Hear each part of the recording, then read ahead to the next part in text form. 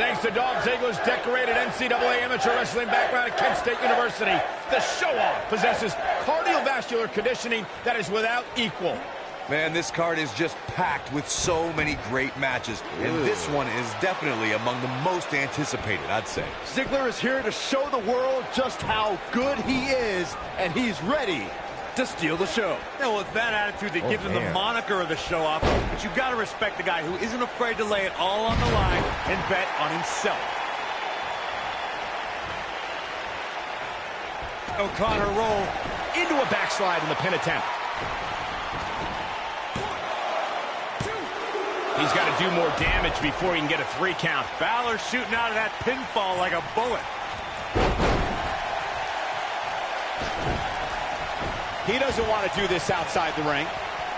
So damaging.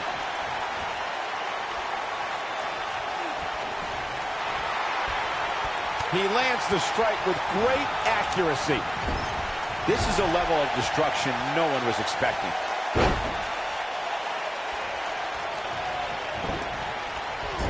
Oh, that was a vicious shot. And a big chop. When a superstar is in a tag team match and has endured heavy amounts of punishment, they must find a way back to their corner to tag their partner. Something that they have to try is doing create separation between them and their opponent. That space gives a superstar the ability to move and catch their breath. Oh yeah, here's Dolph Ziggler.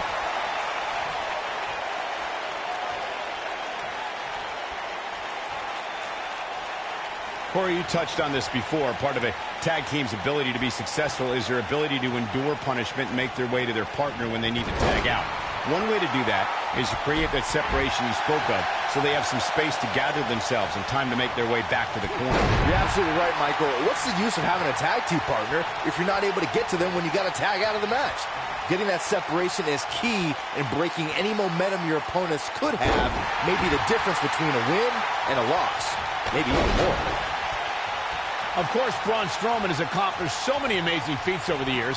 But, guys, one of the most amazing things I've ever seen was how Strowman responded to being taken to Suplex City. That slam put him in a bad way, guys. Look out, he's almost there. There it is. The tag has been made. Oh, he needed that in the worst way, Michael. This is some great offense by Finn Balor. As Michael alluded to, Strowman reacted to being taken to Suplex City by actually popping right back up from Brock Lesnar's German suplex. I mean, stuff like that just is not supposed to happen. Yeah, Byron, not only did Strowman immediately pop back up, but then he proceeded to manhandle, or should I say, monster handle, Lesnar like we've never seen before. He's bringing it back inside the ring now.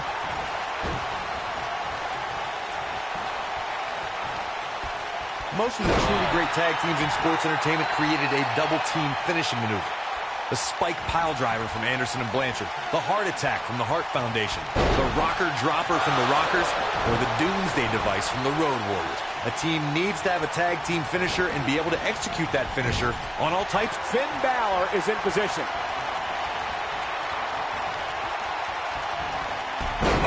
Almost through the turnbuckle. Can he finish the job? Corey, a few moments ago, you mentioned some of the great tag team finishing moves in sports entertainment history. Don't forget about the 3D from the Dudley Boys, or the double drop kick from the 2017 WWE Hall of Famers, the Rock and Roll Express. In tag team action, like in singles competition, once a duo nails their opponent with their finisher, that should signal the beginning of the end. It can take a long time for a tag team to decide on a double team finisher, but I agree. A team needs one, and it should be something that can be administered to any opponent. That's when a finishing move is truly effective. And since we're talking about tag teams, remember you and your partner have until the referee's 5 count to execute the move. If you recall, guys, when Drew McIntyre first showed up here in 2009, he was anointed the Chosen One. And while it may have been premature back then, I'd say McIntyre is more than living up to it nowadays. Look at the athleticism on display there. Did you see how much air he got on that? As Byron alluded to, Drew McIntyre's initial run in WWE had ups and downs, but ever since his return in 2017, I'd say McIntyre's among the most dominant superstars on the roster. As would the people he's defeated since returning. And let's look at some of these names, Cole. Bobby Roode, Andrade Cien Almas, Seth Rollins. Those are some pretty big names, if you ask me. Check out Braun Strowman's offense.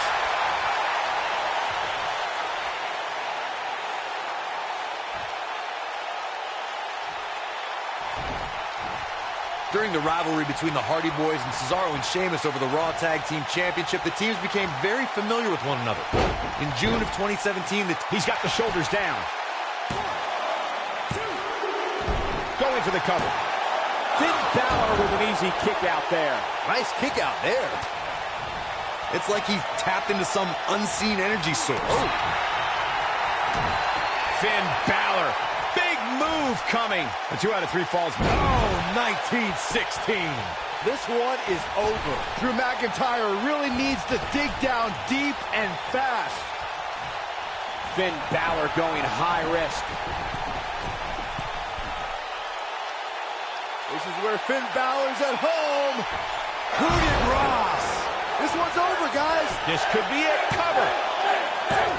Pin is broken up. Over the last few years, the tag team scene in WWE is hotter than it's ever been. One of the teams that has shined brighter than any other is the New Day. Xavier Woods, Big E, and Kofi Kingston are two-time tag team champions.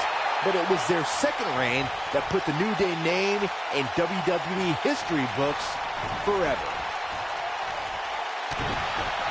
Look at Finn Balor here. The tag team competition right now is as heated as it's ever been since the Attitude Era. Everywhere you look, can he do it here?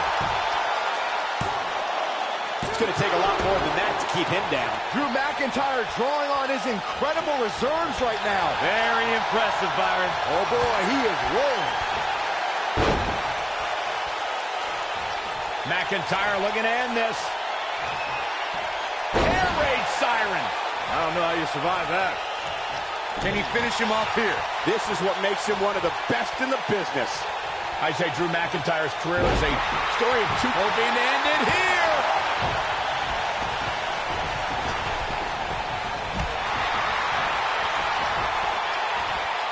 Ziggler with the famouser. Nice. Shut it down. This is some great offense by Finn Balor. Back in the ring now. Balor looking to end it. Michael, I like your analogy. 1916. Wow, I'm just as surprised as you guys are.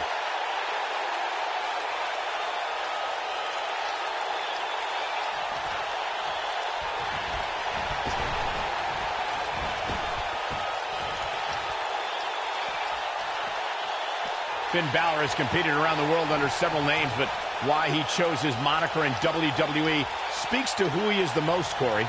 That's right. Ripped out of the pages of Irish mythology, Finn McCool was a hero who battled the evil one-eyed Demon King known as Balor. It's a story Finn always uses as a source of power. Braun Strowman is a force within the ring. Guys, there's more to Finn Balor's name than what Corey brought up. Finn's name is also a tribute to his dad, Finn, who taught his son what it meant to have tireless work ethic. Certainly paying tribute to your father and Demon Slayers is more fitting for Finn these days than, say, being called a prince or something. Oh boy, he is rolling.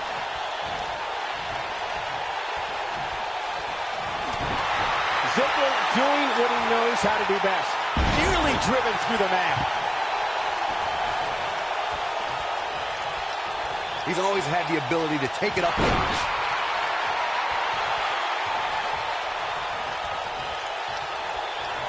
Strowman.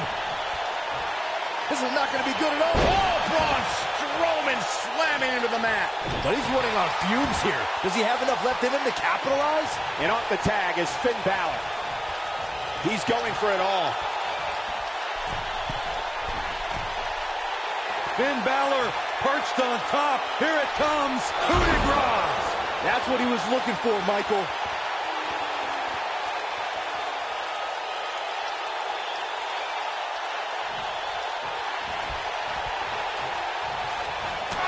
Oh, man, what a hit. Knocked right off the apron.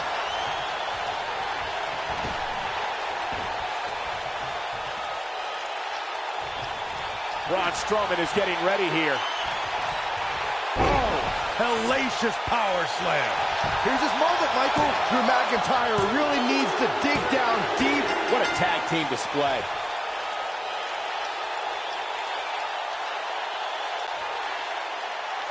Here are your winners, Finn Balor and Braun Strowman. An amazing contest comes to a close following a decisive pinfall victory. With wins like that, there's no way these two should even think about splitting up. Just my opinion. What an effort we saw here. Truly a great match.